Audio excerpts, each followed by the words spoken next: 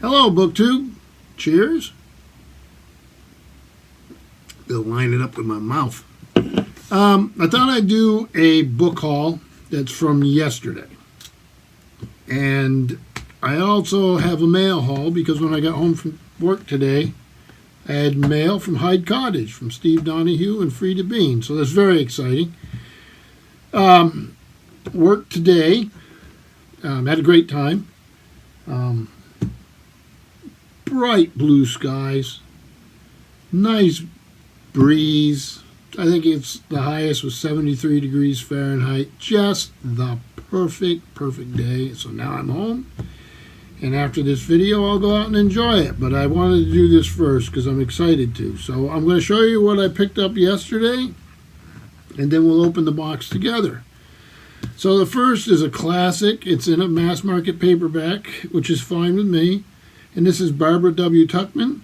And this is The Guns of August. And this one has a foreword by Robert K. Massey. Classic piece of World War I history, or just history in general, popular history writing. An author I really admire. Just to give you an idea, it does have a section of photographs in it. So I was happy to have it. I've had it before. I've always had iffy copies, but this one seems just fine. This next one here is sort of a regional type of thing, which is fine with me. I enjoy that. This is Ghost Ships, Gales, and Forgotten Tales, True Adventures on the Great Lakes by Wes Olazewski. So this is maritime lore in the Great Lakes, a place where I have read some great stuff before in the past, and a rich maritime history. So I'm excited to have this. This is nothing I've ever read before, but it'll go into my collection, maritime collection. This next one's an author I have read and I have enjoyed. I talked to Steve a little bit when he saw the picture on Instagram, and he seems to think it's a good one. It's a good author. It's Walter Bourneman, Walter R. Bourneman. This is American Spring.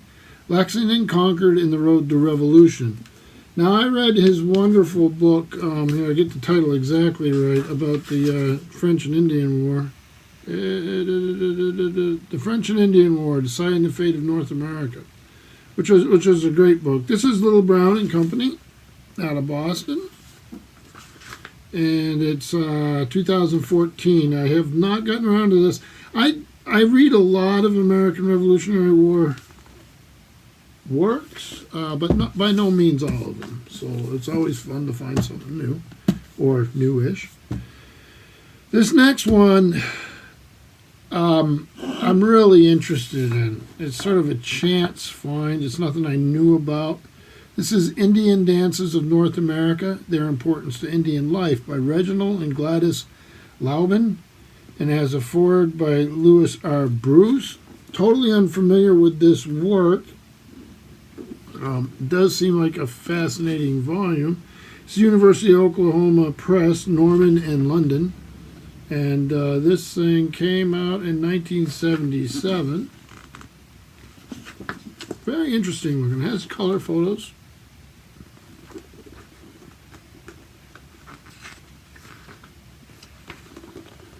And hopefully I'll learn something. I'm sure I will. This is a fascinating topic, right? So if any of you know about this volume, shout out in the comments field. And then this last one, a lot of you know I'm a big collector of atlases, and I like all sorts. And when they're themed atlases, it can be great fun. And this is Facts on File. This is the Atlas of the 20th Century by Richard Natkiel, and it has an introduction by the historian John Keegan. So it'll take an event, let's say the Allied counteroffensive. You got a map, and they'll work through several maps, I'm sure. So here you are in Norway. These things can be really instructive. So we'll see. That'll go with my collection of atlases. So Steve talks about a pyramid, and I've done them for years after watching him do it. So there's your Atlas of the 20th Century. Indian dances of North America, their importance to Indian life. American Spring, Lexington, Concord, and the Road to Revolution by Walter Bourneman. Regional maritime history, Ghost Ships, Gales, and Forgotten Tales, True Adventures on the Great Lakes, which I'm really looking forward to. I like these kinds of things. And then a classic here, Barbie W. Tuckman, The Guns of August.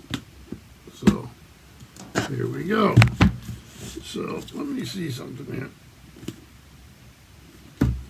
I'm going to put these out of the way, and then we can go to the box from Hyde Cottage. Let me see the best way to do this. My desk is so piled with stuff right now, you can't see it, but I've got tons of comic books I haven't read. I've got piles of Asimov volumes I'm collecting. And then, of course, these things here. So let's see what we got from Steve and the Bean. I never know. Okay, Tales of Vermont Peoples and Way, Bertha Dodge. Oh, this is wonderful. Look at this.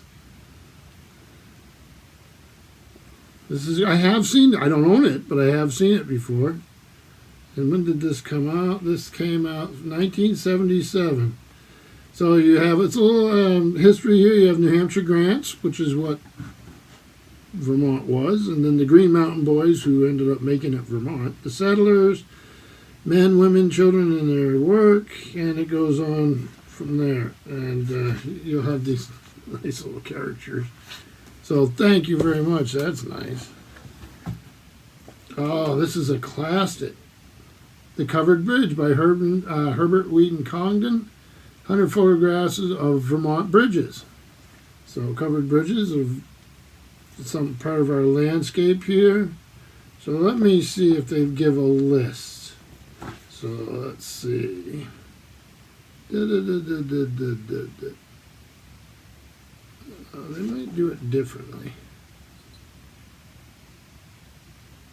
Black River. How they do this? I'm getting caught up in this, and I shouldn't. Black River Bridges, page 44.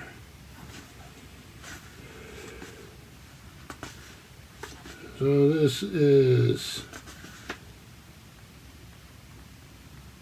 Irisburg on the Black River, Albany, Rutland. So they do it by river. So here I'll give you some pictures of what they look like, and they show the construction. I probably a lot of little dead air there because I was so excited to see this. But this is really, really, really cool. I'll go through this in detail.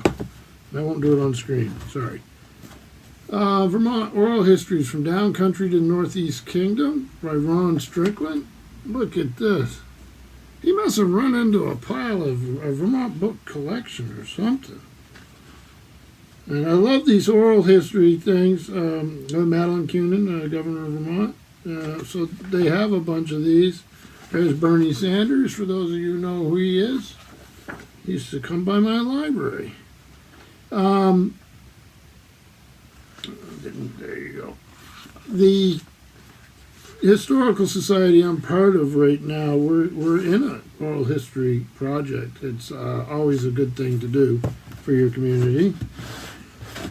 What is this?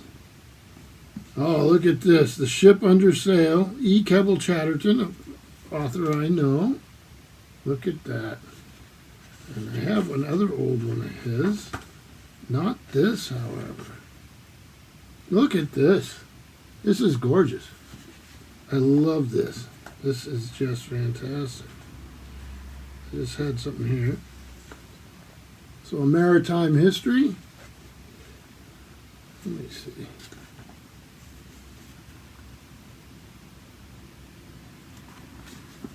So this, Philadelphia, J.B. Lippincott. And I don't see a date, but I can figure the date out. It'll be in here somewhere. So, very nice. Very excited to have that. And then, Roadside History of Vermont by Peter S. Jennison. Look at this. Where's he finding these things?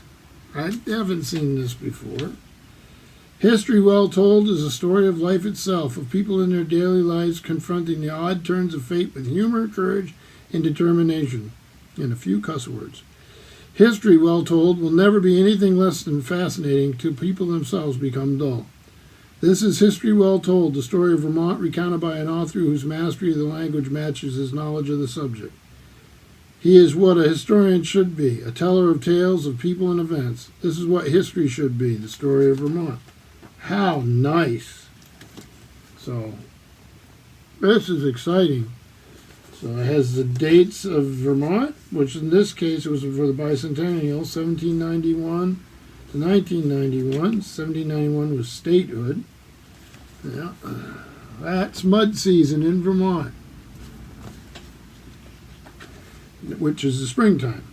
But I'll go through this. Look at the pictures in this. This is fantastic. I don't know this book, so I'm very excited to have it. When did it come out? This is Mountain Press Publishing Company in Missoula, Montana, and this was from 1989. How exciting is this? This is a real treasure. Oh, and I know this book, and I've always wanted a copy. The library has a copy of this, but I did not.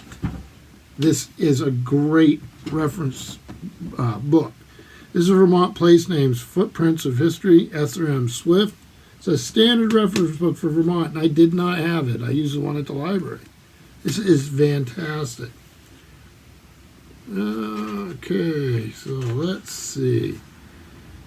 Stephen Green Press, Brattleboro, Vermont, which is right down the road a bit. And this, oh my gosh, my eyes are really something. 1977. So there's the parts of Vermont. I'm in this part right here. Am I doing that right? Am I aiming the right way? Right there. So let's see here. Let me do this. We'll go to a Scutney. So they have names which around here are either Indian, French, or English. Let's see what we would do. These are alphabetical. So Addison, Bridgeport, Colchester, Dover. Let me see here, Wethersfield.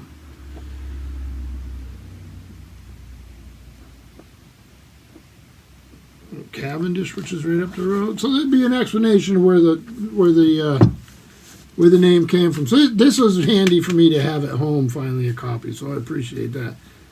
Second Pyramid. So Vermont Place Names, Footprints of History. Esther M. Swift. A standard reference work in Vermont.